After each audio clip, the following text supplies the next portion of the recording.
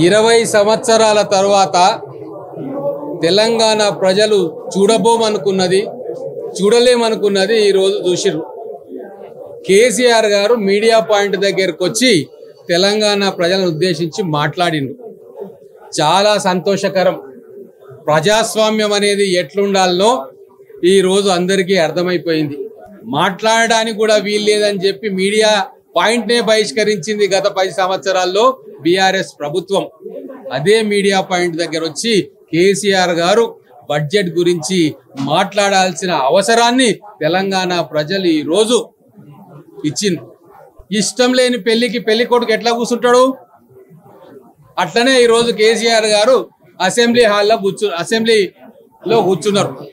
ఇష్టం లేని పెళ్లికి పెళ్లి కొడుకు ఎట్లా కూర్చుంటాడో వచ్చి ముభావంగా అటు ఇటు చూసుకుంటా అట్లనే ఈ రోజు కేసీఆర్ గారు కూర్చున్నారు అసెంబ్లీలో. బడ్జెట్ గణాంకాలను చూడలే, మల్లు భట్టి విక్రమార్క గారు చెబుతుంటే చదవలే, రాసుకోలే. కానీ బడ్జెట్ అయిపోగానే వచ్చి ఇక్కడ ఏమీ లేదు ఈ బడ్జెట్లా, మొత్తం మేము చేసిన దాన్ని రివర్స్ చేసిండ్రు అని చెప్పి ఊకదంపుడు స్పీచ్ ఇచ్చి వెళ్ళిపోయాడు. అంటే ఇంకా కూడా పారదర్శకత నిజాయితీ అనేది కేసీఆర్ గారి మాటల్లో లేదు. ఈ రోజు గణాంకాలతో మేము వస్తా ఉన్నాం.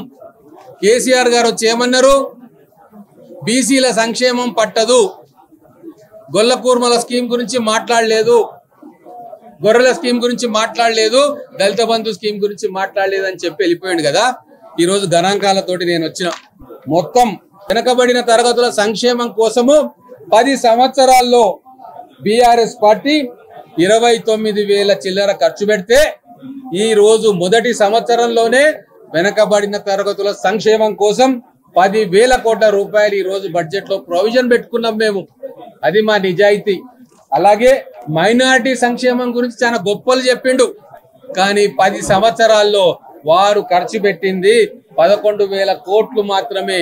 కానీ ఈ రోజు మేము బడ్జెట్ లో పెట్టుకున్నది మొదటి సంవత్సరంలో 3,000 కోట్ల రూపాయలు. దళిత బంధు గురించి ఆయన్నే అన్నాడు, మొత్తం ఎమ్మెల్యేలు కమిషన్లు తింటున్నారు కదా అని. మరి కమిషన్లు తినే కార్యక్రమానికి కాంగ్రెస్ ప్రభుత్వం ఎందుకు చేయూతనిస్తుంది?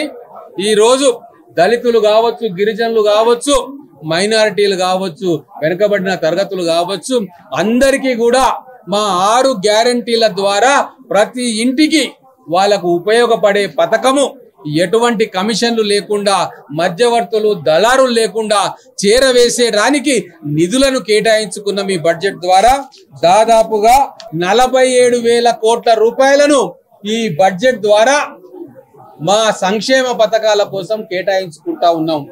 రైతు భరోసా, చేయూత, ఇందిరమ్మ ఇండ్లు, మహాలక్ష్మి, గృహజ్యోతి పథకము, రాజీవ్ ఆరోగ్యశ్రీ, ఇలా ఒక్కొక్క పథకానికి ఇప్పటిదాకా ఎంత ఖర్చు పెట్టినామో, మిగతా నెలల్లో ఎంత ఖర్చు పెట్టబోతా ఉన్నాము అని స్పష్టంగా పారదర్శకంగా మా కాంగ్రెస్ ప్రభుత్వము మల్లు భట్టి విక్రమార్క గారు, మా ఆర్థిక శాఖ మంత్రి, తెలంగాణ ప్రజల ముందు ఉంచినాం.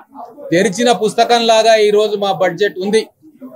వ్యవసాయాన్ని పండుగ చేయడానికి 72,000 కోట్ల రూపాయలు మొట్టమొదటిసారిగా భారతదేశంలో, బహుశా ఏ రాష్ట్రమైనా ఇచ్చినదో లేదో నాకు తెలియదు కానీ మన రాష్ట్రంలో మాత్రం మొట్టమొదటిసారిగా 72,000 కోట్ల రూపాయలు అన్నదాత సంక్షేమం కోసం ఈ రోజు బడ్జెట్ లో పెట్టుకుంటా ఉన్నాం. ఇంకో విషయం, బడ్జెట్ కాగానే ఆదరా బాదరా ఏమో మునిగిపోతున్నదని చెప్పి మేడిగడ్డకు బయలుదేరుతా ఉన్నారు.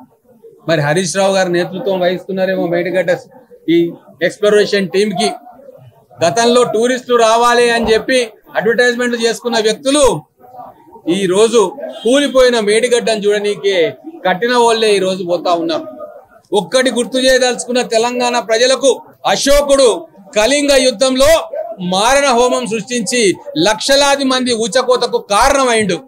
ఆ కళింగ యుద్ధం తర్వాత అశోకుడు అక్కడికి పోయి ఆ మారణ హోమాన్ని చూసి ఇంత విధ్వంసం నేను చేశాను, అయ్యో నా బ్రతుకు ప్రాయశ్చిత్తం లేదు అని చెప్పి పశ్చాత్తాపడి ఆ రోజు నుంచి బుద్ధుని జీవనయానంలోకి ప్రయాణం సాగించిండు.